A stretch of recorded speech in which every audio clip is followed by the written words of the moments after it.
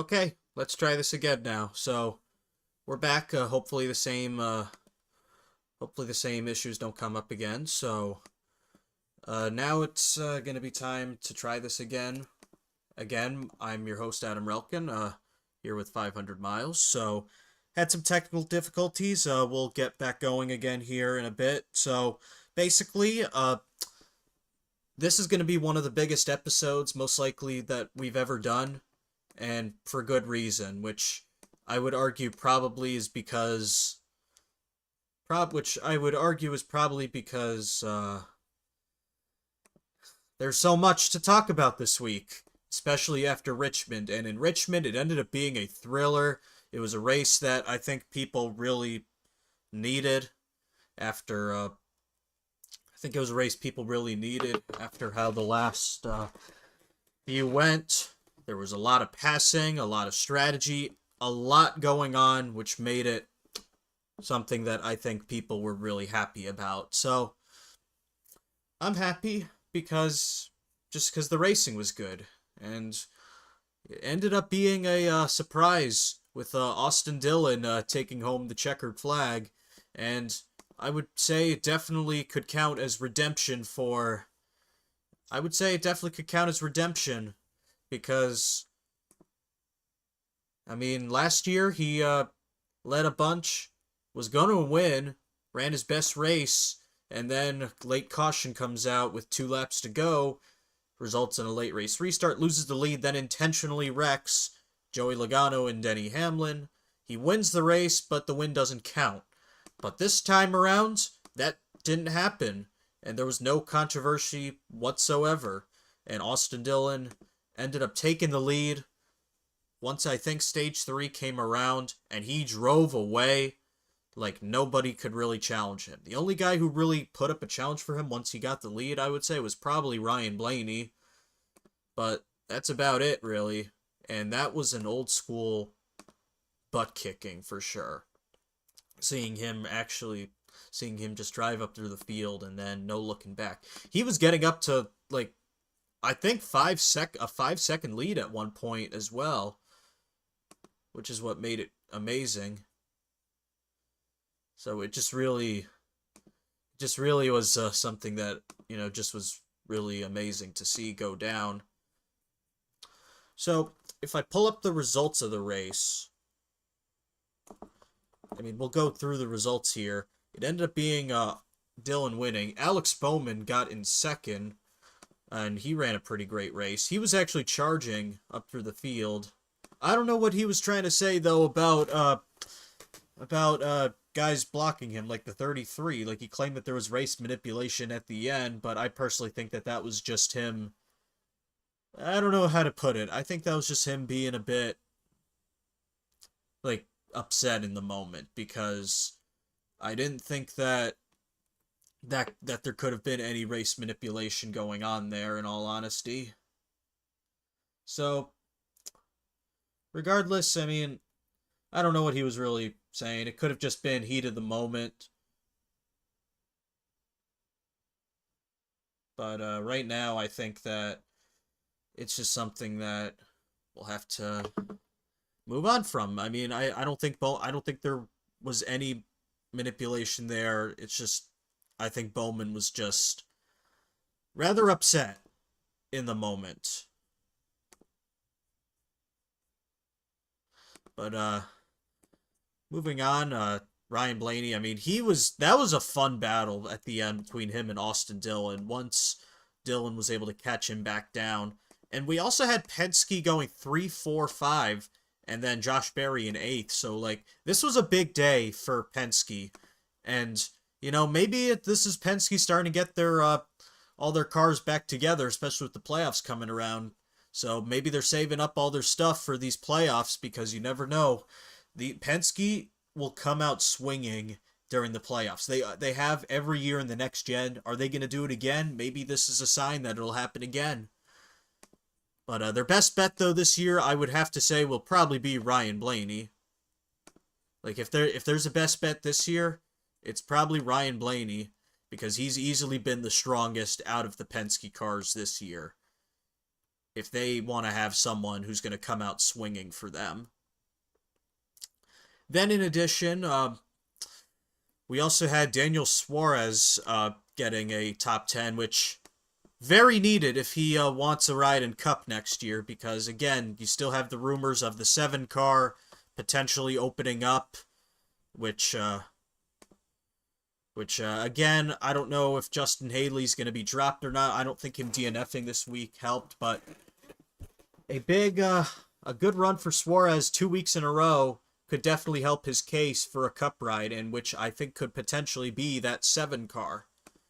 So, we also had, and then I'll go through some of the other notable guys in there. Denny Hamlin did not, his crew kept messing up so many times. I don't know what was going on. But, like, his crew kept messing up, like, at least 3 or 4 of the pit stops that he had. And I'm like, what are you guys doing? Come on now. Like, get it together. And, like, the JGR and 2311 pit crews really pooped the bed this week. So, that's a shame. But hopefully something gets addressed before Daytona. There definitely were some long meetings on Monday in the shops. I would have to imagine for sure.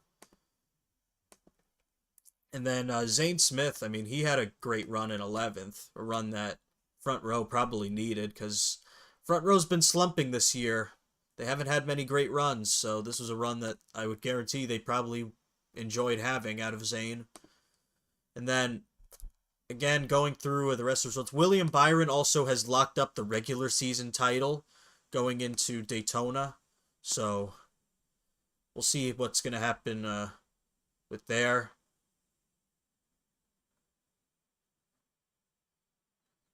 But, there's also, something else of note is that Shane Van Gisbergen got 14th. And, I mean, Shane is starting to figure out these ovals. I know I've said it on the show a few times before, but if Shane Van, once he figures out all of these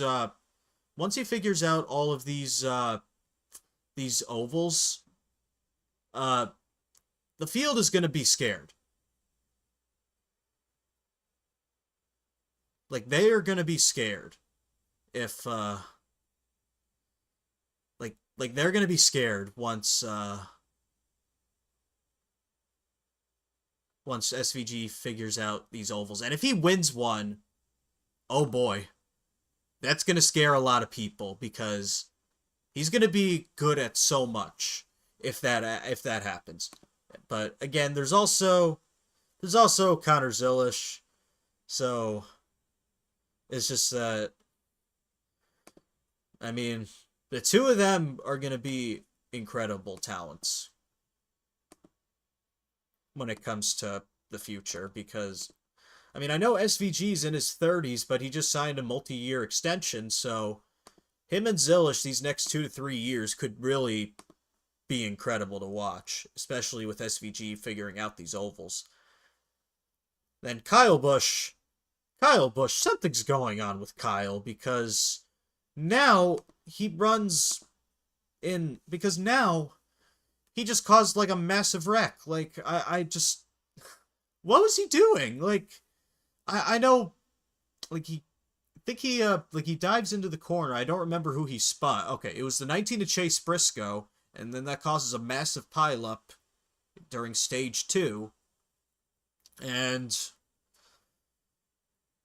then that just, and then he comes down and hooks the 9 of Chase Elliott hard into the wall with William Byron, who was able to continue. But Chase Elliott finally gets his first DNF of the season, which, I mean, that sucks for him, because, well, he hasn't even had a DNF all year long. And it was a hard hit, too, so I'm just glad Chase is okay. But I think that was more on the spotter, from what it seemed like. I know some people were then trying to... I think some people were then trying to compare... some people were then trying to compare that with...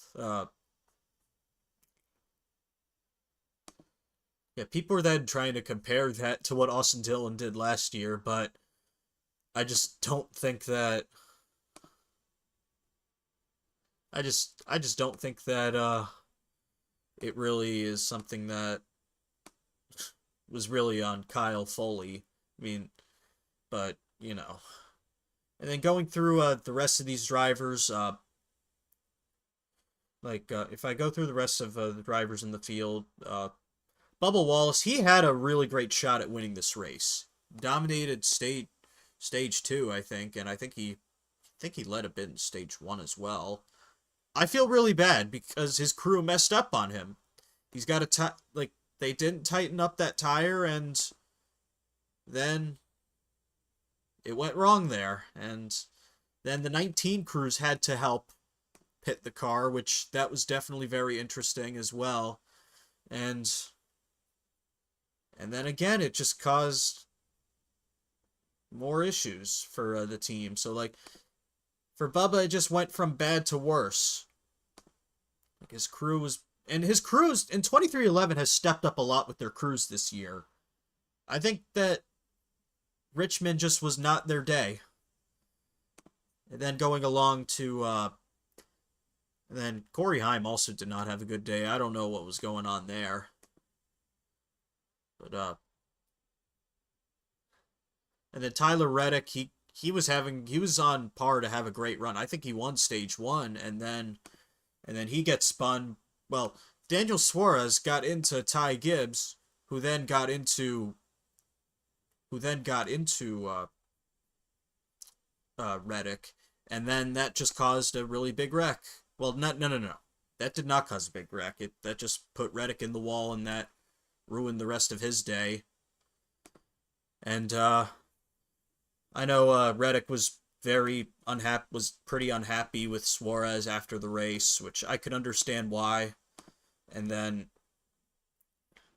John Hunter Nemechek was also having issues too. I'm not exactly sure what it was. I think it was mechanical related. He did finish the race, although many laps down. So a lot happened, but I do really want to say though that this was Richmond really came back swinging, and I think we had another example of why tracks benefit from having one date, because Richmond had a sellout for the first time since 2008. Think about it. I was only 2 years old when that race happened. During that last sellout, which was either the spring race or the fall date. I don't remember which one it was, but I was only 2 years old. Put it in perspective. And I know Richmond has taken out a lot of seats compared to then, but think about it. Like, Richmond has not had a sellout in such a long time, and when was the last time they took out seats? Probably the late 2010s, if I had to guess. So this is big. That Richmond, which has struggled to sell, finally gets a big crowd, which I think is great for them, because people, turned out knowing that there was only one chance, and they took it. I mean, these tracks have really benefited from having one date. Like, Michigan has benefited, Pocono, Dover, trying to remember a few of the others that I know have had better crowds with one date. But there have been so many tracks that have shown that going from 2 to 1 has benefited them. Like, it really has, in terms of crowd sizes.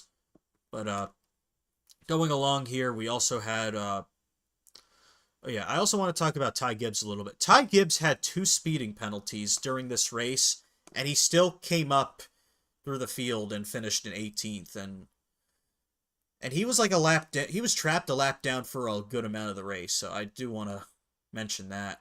Just hope that Gibbs can get it together going forward, because it hasn't been a good year for him and the 54 team. So I'll also talk about the Truck Series a little bit. Ended up being Corey Heim taking home the victory. And then we also, even though I'm pretty sure Ty Majeski had dominated this race, ended up still being Corey Heim.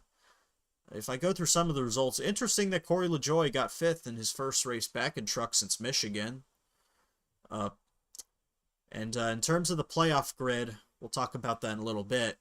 But some other guys, had some interesting runs, like the 16 of Eckes in its first race with Bill McAnally. Like there were a lot of interesting runs throughout the race. Do want to kind of note though that there were a few withdrawals from the truck race that were announced after we went live last week. Norm Benning in the 6 truck and the 91 of Jack Wood. Jack Wood reportedly injured after his crash at Watkins Glen. But that was pretty but that's sad for him because now I don't know what the injury was, but he took a really hard hit, which again, that's why tracks need to have safer barriers at whenever they can, because that was a really bad hit Jack Wood took. The 91 did not run this week, which I believe drops the truck field down to 29 full-time entrants, with the 07 having also shut down. So, I'll also shout out the Wheel Modified Tour. It ended up being Craig Lutz winning. Winning that race. And I believe this was his second win of the year. And there were some interesting stars, though, that were in... There were a lot of interesting stars, though, that were in that race, like Ryan Newman, Ryan Preece, Corey LaJoie. So, it was nice seeing a lot of people come out. It was a shame, though, that it was a smaller field. But if I can pull up the results, it still ended up being it seemed like it was still a fun race, from what I could gather. But, Austin Beers ended up getting second. I mean, like, if you go through the list, Preece was in 8th. Newman got wrecked out, I think, by Corey LaJoie. There were some other guys that I know. There were a lot of guys that did not finish the race. Like, I think there were only, 15-something cars that actually finished the Modified Tour race. So I think there were a lot of wrecks or mechanical problems. And then, additionally, going back to the Cup race at Richmond, we need to keep this tire around because this tire proved that it can put on good racing. We need to run this ever. I don't know why we did not run this tire at Iowa, because that could have been good racing there. And then there was also, I just think that it really... And Richmond has also proven to be the best track with the next gen, so I think we definitely got to keep it there as well. And then in addition, we also had I think it would also be good to mention some other news that has come up. The NASCAR Xfinity Series is going to become the NASCAR O'Reilly Auto Parts Series.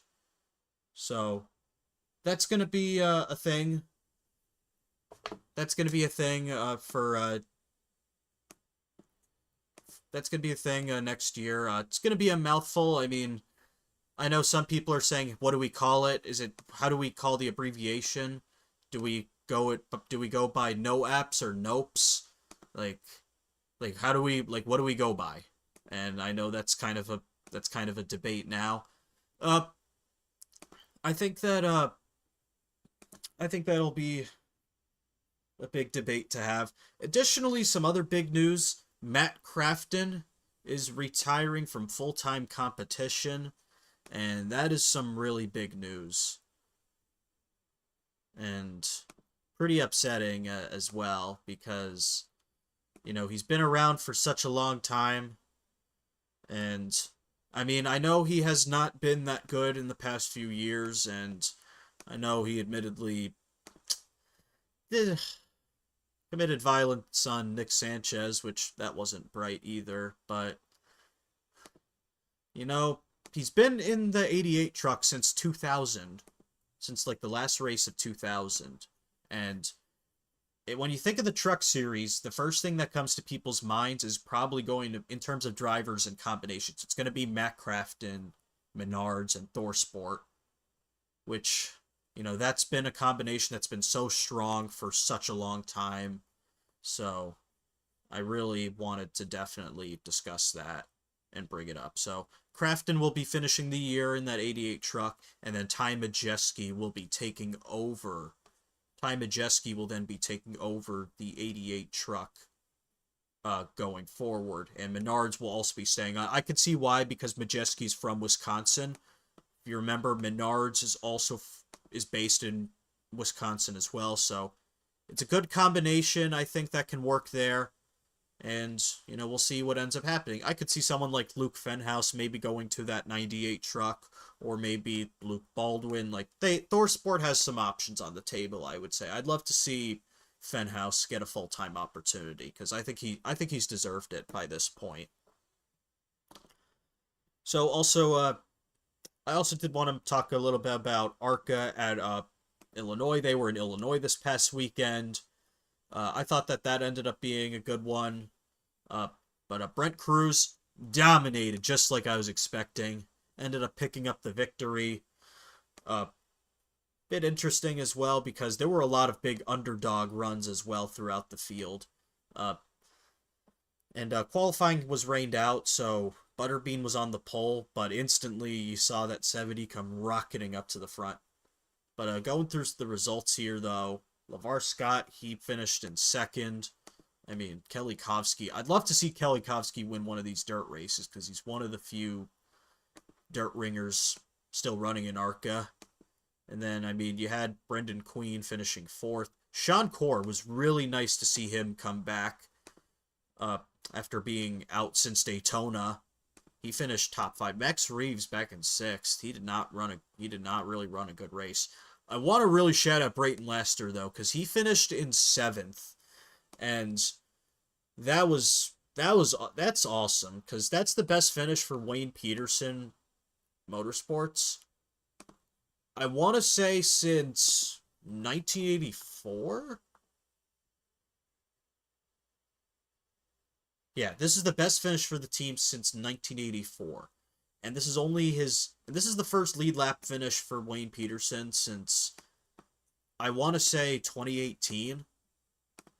So, like, this was big for Wayne, and Brayton drove the hell out of that car, and I'm really happy for him as well, because it's probably one of the best races that Wayne Peterson has had in such a long time, so I'm really happy for them. And then Alex Clubb, he finished in 8th, and Brad Smith got a top 10. Both of some of the most popular underdogs of ARCA also finishing in the top 10. That was great to see as well for both of them. Really happy for both you, Alex, and Brad. Great runs. But, there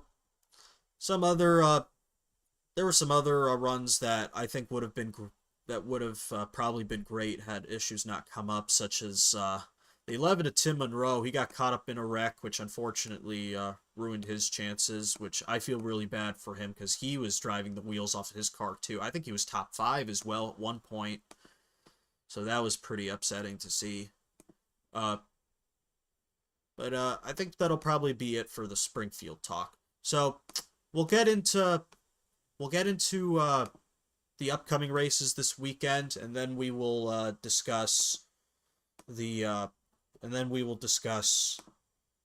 biggest thing, which I had made this thumbnail before the schedule even dropped, so it ended up kind of throwing things off a little bit, but now that we have the schedules out, we will definitely discuss it. But we'll start with ARCA, because we usually go backwards, then forward in terms of series. So we'll do that here. There are 22 cars entered in this race. We have the 3 of Willie Mullins. Nice to see him back. Trevor Ward, Tony Cosentino, Dustin Hillenberg, and Matt Kemp bringing up Fast Track's line. Dustin Hillenberg, that's Andy Hillenberg's son, by the way. That's really cool to see Dustin driving. Kaylee Bryson, hope she has a good run in the 17.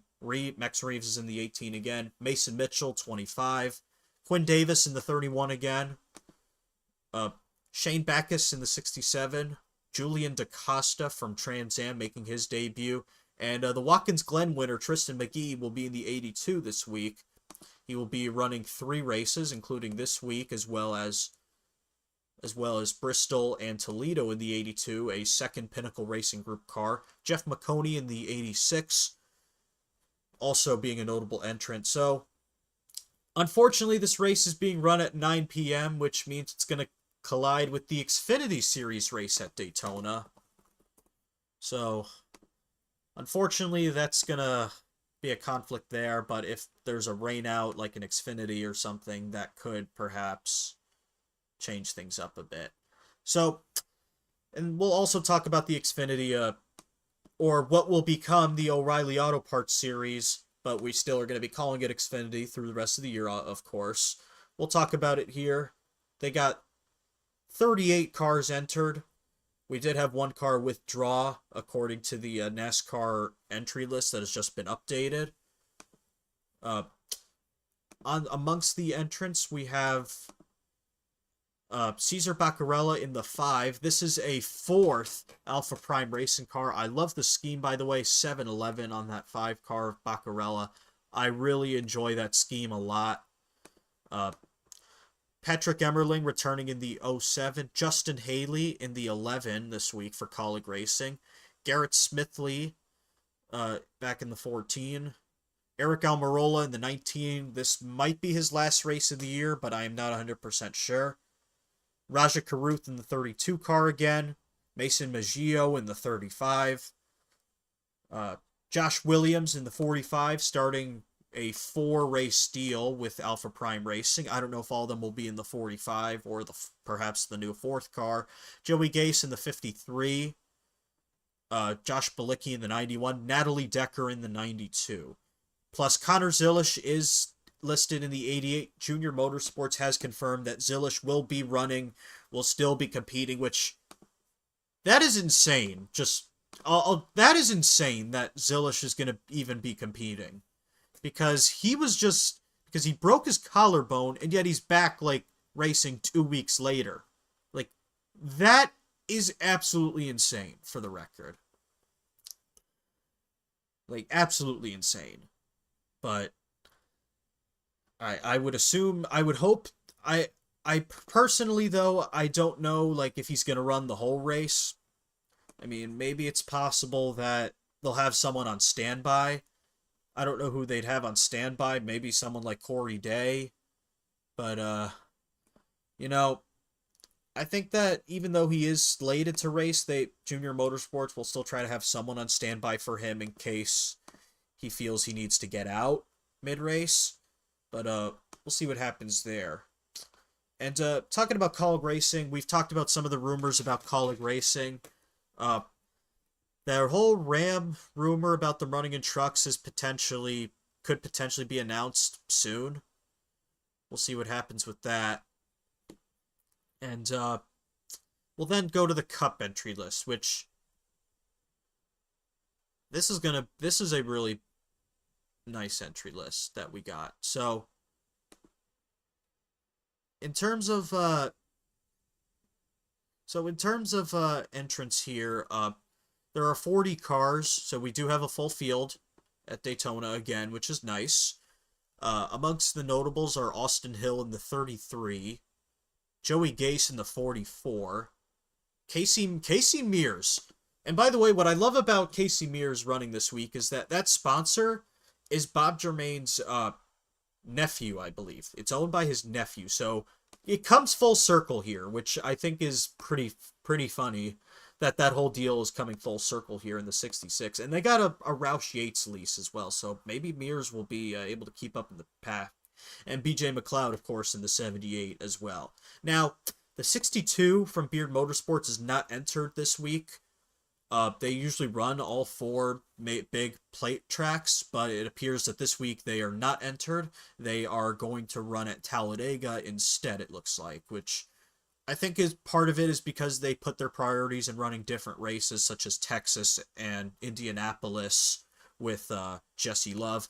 They did not say who will be in the 62 at Talladega, but I could see it being either Anthony Alfredo or perhaps Jesse Love again. But we'll see what happens with that. So I think that now would also be a good time to also perhaps talk about the 2026 schedules, which it's probably going to be the bulk of this episode, taking you guys up to the end. This will probably be the bulk of the episode here, and we'll take you guys to the very end. The 2026 schedules have officially been announced today, and they are big.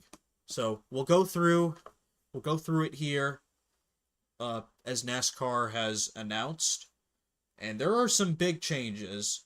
Some that we already have known about, but some that also probably came as a surprise to many, which some I know some of these have mixed, some of these do have mixed, reviews, some different, but, the Cup schedule we'll go through first, because that's obviously the biggest thing. So the 2026, Cup schedule, there's some things we already know about, but, the first few races are the same, and then Darlington gets moved to March. We also have Kansas moving up to April. Watkins, this is the biggest surprise of the schedule to me, in all honesty. Watkins Glen in May. That is a big surprise. I did not see that coming at all. So I don't think Watkins Glen has ever had a race this early in the year, like, in NASCAR, so that's big. And then this is the schedule change that I am the most angry about. Dover losing its last points race to become an all-star race, and this pisses me off a lot. You know why? Because I've been going to Dover every year, minus the COVID year, since 2013. And now we've lost our last point state. And it's just going to be an all-star race. Marcus Smith, are you just trying to kill this track? Tell me right now, Marcus Smith. I'd like to know. Why Dover as the all-star race? And they're not even putting up lights for this. What are they even going to do to make it stand out? And Dover needs laps to be run. So, where's the good racing gonna be? Because Dover needs long runs. So, what's gonna be good about it? I really would like to know. Marcus Smith, what are you gonna do? Don't make it be 6 cautions and 200 laps. Don't make it like that. I don't know. Maybe test something with the car? Maybe do the run what you bring thing that they were gonna do this year, but the team said no to. Maybe they can do that. I just don't see what the appeal is here. And then obviously we know about some of these other dates, like San Diego. Sonoma will now be the opening round of the in-season tournament, which I think is a good move because everyone's brackets got thrown out after Atlanta, especially because of that massive accident. So Atlanta now moves to the third round. Chicagoland returns, and by the way, I am probably going to be there for that race. That is the second round of the in-season tournament, and North Wilkesboro gets a points race for the first time since 1996, and this is actually the 30th anniversary of that last points race, so nice to see that. I really wish it didn't come at the cost of Dover. In my opinion, if SMI should have moved one of Las Vegas's races to be the all-star race. Think about it. Las Vegas is the entertainment, is a massive entertainment hub now. It really, I feel like Las Vegas would have worked better for the all-star race, in my opinion. And then Indianapolis. And then there was also an off week in between Indianapolis and Iowa now. So the drivers and teams will get a break that they have wished for. And then going down here, New Hampshire has moved out of the playoffs again. They are going to be the penultimate race to Daytona. And then going through the playoffs, it's going to be Darlington, Gateway, Bristol, like this year. Kansas, Las Vegas, and the Charlotte Roval. Las Vegas moves from the round of 8 to the round of 12. And then the final round, Phoenix, Talladega, Martin. The round of 8, Phoenix, Talladega, Martinsville, and then Homestead, Miami returns as the championship race again. So, it's an okay schedule. I mean, I really wish we didn't lose Mexico City or Chicago. I mean, I think Mexico City will definitely return in the future. Chicago, I'm not so sure about. But, yeah. Just wanted to kind of talk about that a little bit. And then, for the O'Reilly Auto Parts Series, there are some changes to the schedule. Some I'm not so happy about. Darlington's race, but I'll get to the ones I don't like later. Darlington's race moves from the full... No. That actually did not change. Excuse me. Rockingham stays. I was a little worried that that was going to get dropped after only 1 year because the track's for sale, but I guess they were able to figure something out there. Kansas will have its spring race. Will now have a spring race for Xfinity. And then Dover is staying for Xfinity. And then also on here, they are still going to Sonoma. Chicagoland will also hold an Xfinity race. And then haven't really seen many other notable changes that I haven't pointed out yet, but oh yeah, Darlington actually gets its fall race back. The biggest thing I'm upset about is Portland being gone, which that pisses me off a lot. And I honestly think the teams are the ones responsible for this one, which I get why travel being a nuisance, but teams, come on. Portland, the Pacific Northwest is a market that NASCAR needs to tap into. We already have so many races in the Southeast. It's annoying. It annoys me. NASCAR wants to expand, and yet you guys, I know you guys don't want to travel that far, but come on. NASCAR needs these markets. It's only one time a year. It's one time a year. Come on. That you're going to Portland. I know the payout wasn't good, but this just pisses me off because there's only one standalone date in Xfinity now. Come on. This angers me. Because Portland should still be on the schedule. And you know what? Moving on.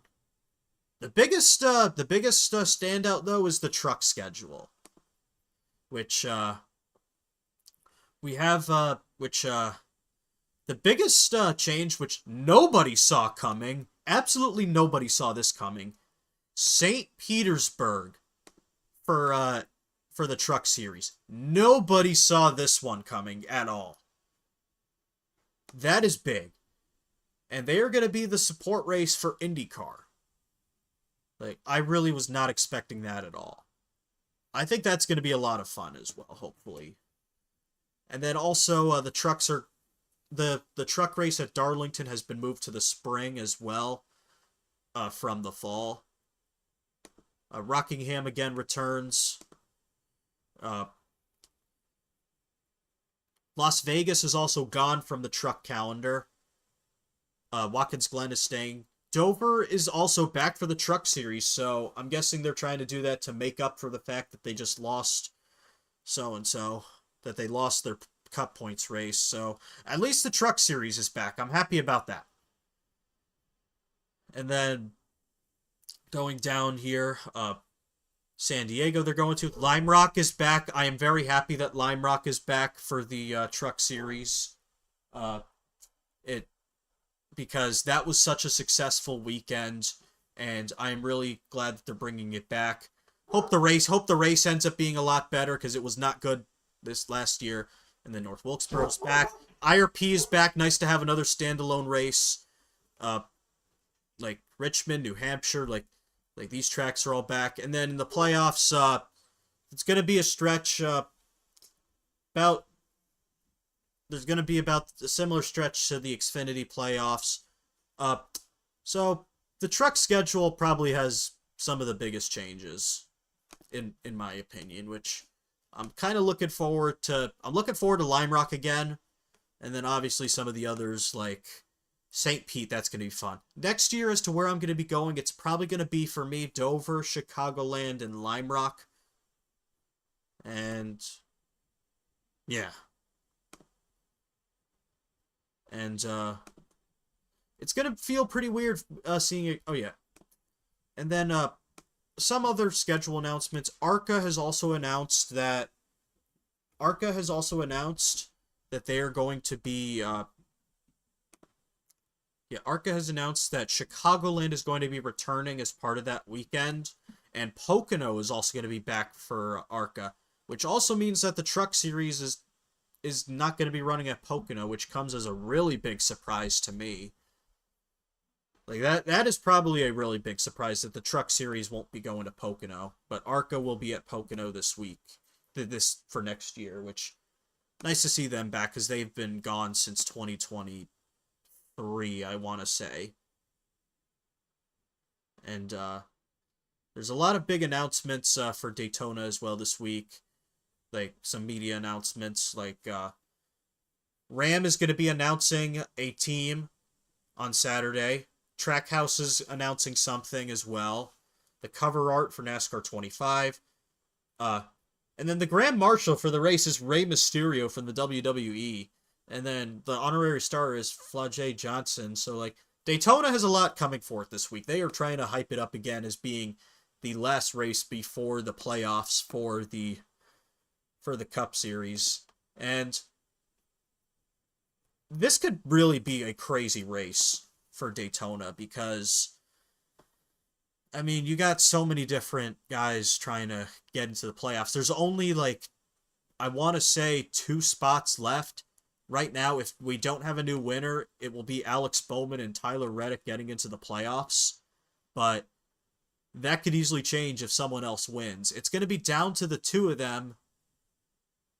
If we have a new winner, it's down to either Bowman or Reddick. So the 2 of them are going to be fighting for sure for points all throughout the race. They're not going to be saving any fuel. They're going to be going for the top spot. And then, like, there's so many guys that are going to be fighting. Like Richard Childress, they're going to definitely be trying to get Kyle Busch a win. Like, they're definitely going to be trying to get the 3, the 78, the 33 to be pushing Kyle Busch up through the field. Like, because... And then you get RFK Racing, like, they are all going to be working together for sure, because they want to have at least one car in the playoffs, because Chris Buescher was knocked out of the playoffs with Austin Dillon winning. So, they got to win. But again, a guy like Brad Keselowski or Ryan Preece are also going to want to win. So, will they even be working together? Because one of them has to win. And then, you know, the JGR guys, they may try to push Ty Gibbs to the front because 3 of them are locked in. And then at Trackhouse, you know, maybe Chastain and SVG will push Suarez. And then everyone else is going to be fighting each other. Like, the 47, like, Stenhouse is going to be fighting Colleague, Spire. Like, so many of these guys are going to be fighting to make it. Like, because this is the last chance to make the playoffs, so... everyone's going to be fighting for every chance they can get. And it's going to be big, for sure. Alright. One more thing to talk about here, which, mostly about the lawsuit. I know I anticipated this episode to be a lot longer at first, but I think that this will end up being a bit shorter than I had anticipated. But there's been some more news surrounding the lawsuit. There's been some more news surrounding the NASCAR lawsuit between 2311, Front Row Motorsports, and NASCAR. So basically, some more news has come out that NASCAR apparently wants to be allowed to sell the charters from 2311 and Front Row by October 1st to new buyers, because they want them to be ready for 2026 if needed. I don't think they're going to be allowed to do that, but if they did that, then the damages would be really big for all these teams. But there are some teams that may try to take a charter or two, like RFK would probably try. I feel like Legacy Motor Club definitely will pounce on the opportunity. Maybe Rick Ware Racing with the new with TJ Puccier now owning the team. Maybe they'll try to pounce. Richard Childress Racing. Heck, maybe we could see an Xfinity or a truck team like Tricon or Junior Motorsports. Big Machine Racing. Maybe someone from outside like Andretti or Action Express, which is owned by Jim France. So there's a lot that could be happening here. But I think that though, if they do sell the charters, though, that could easily hurt NASCAR's case in this lawsuit. So I don't know if they're. So it's a very big risk, but I don't know exactly how this is going to go. And even then, I don't think 2311 is going to pull out of the sport. Neither is Front Row, even if they lose, because they are going to probably try to stick around as much as they can. And yeah. So I know this episode ended up being shorter than I originally was anticipating, but that'll probably be it here. This is actually going to be the last episode I record at home. Soon, before you know it, I'll be away at college. So when that happens, you'll see me in a different location. So I will see you guys all hopefully next week. We'll be reviewing Daytona, previewing Darlington and Portland. So I'm done for this week, and I'll see you guys all soon, hopefully. Goodbye.